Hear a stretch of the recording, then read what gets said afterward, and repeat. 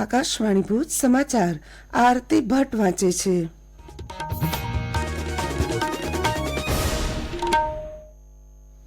નમસ્કાર.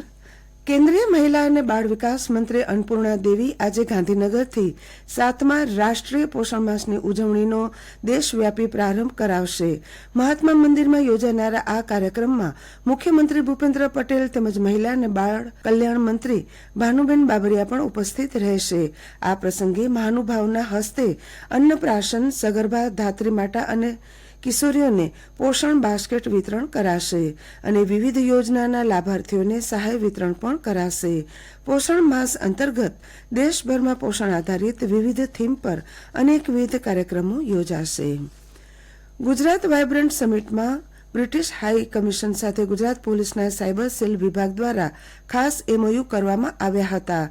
સાયબર ક્ષેત્રમાં British high commission અને રાજ્ય સરકારના સાયબર સેલ વચ્ચે સાયબર સુરક્ષિત ગુજરાત નામના એક કાર્યક્રમનો પ્રારંભ કરવામાં આવ્યો હતો.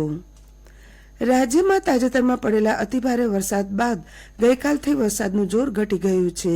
ગાંધીનગર સ્થિત સ્ટેટ ઇમરજન્સી રિસ્પોન્સ સેન્ટર દ્વારા જાહેર કરાયેલ આંકડા અનુસાર સવારે 6 વાગ્યાથી સાંજના 6 વાગ્યા સુધીમાં 60 તાલુકાઓમાં વરસાદ નોંધાયો છે, જેમાં સૌથી વધુ વરસાદ કચ્છમાં થયો છે.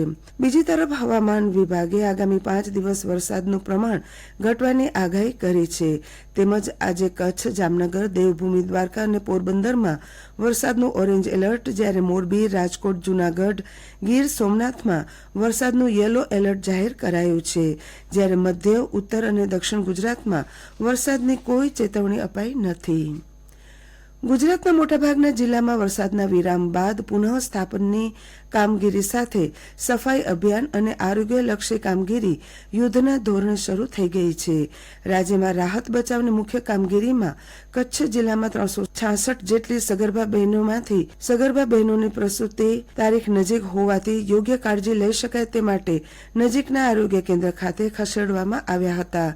માંડવી, અબડાસા, મુન્દ્રા અને ભુજ તાલુકામાં નીચાણવાળા તથા કાચા મકાન ધરાવતા 800 નાગરિકોનું સ્થળાંતર કરીને સલામત સ્થળે આશ્રય આપવામાં આવ્યો છે.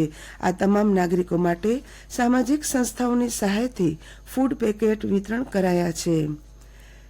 જૈનોના પર્યુષણ પર્વનો આજથી આરંભ થયો છે, જેનો આજથી 8 દિવસ દરમિયાન કઠોર તપસ્યા ઉપવાસ કરાશે. જિનાલયોને ભવ્ય રીતે શણગારવામાં આવ્યા છે. આંગી દર્શન અને અન્ય ધાર્મિક કાર્યક્રમોથી વાતાવરણ ગાજતું રહેશે. મુખ્ય જિલ્લા આરોગ્ય અધિકારી જિલ્લા પંચાયત કચ્છ દ્વારા 29 ઓગસ્ટથી આગામી 28 સપ્ટેમ્બર સુધી મોટી રોહાતળ તથા મોટી રોહાતળ ગામથી 10 કિલોમીટરની ત્રિજ્યામાં આવતા ગામોને કોલેરાગ્રસ્ત જાહેર કરવામાં આવ્યા છે. જિલ્લા કલેક્ટર અમિત અરોરાએ વિવિધ કલમો હેઠળ જાહેરનામું જાહેર કર્યું છે. કચ્છના આંગણવાડી કેન્દ્રોને ફાયર સેફટીથી સજ્જ કરાયા છે.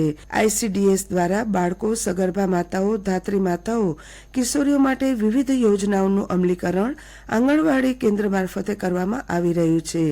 સાવચેતીના ભાગરૂપે કચ્છ જિલ્લામાં ચાલતા આંગણવાડી કેન્દ્રોમાં જરૂર જણાય ત્યાં રિફિલિંગ તેમજ ફાયર સેફટીના નવા યંત્રોથી તમામ કેન્દ્રોને સજ્જ કરવામાં આવ્યા હતા.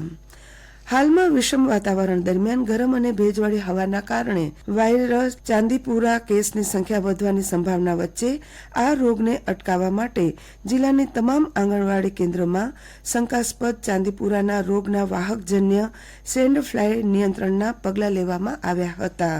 આ રોગના વાહક સેન્ડ ફ્લાય નામની માખીને જૂના માટીના મકાનો અને દિવાલોની તિરાડોમાં જોવા મળે છે, તેથી તે તિરાડો પૂરવામાં આવી હતી. આંગણવાડી કેન્દ્રોમાં સ્વચ્છતા રાખવામાં આવી હતી અને જમા થયેલ દૂષિત પાણીનો યોગ્ય નિકાલ આરોગ્ય ટીમ દ્વારા કરવામાં આવ્યો હતો. આ સાથે સમાચાર બુલેટિન પૂરું થયું. નમસ્કાર.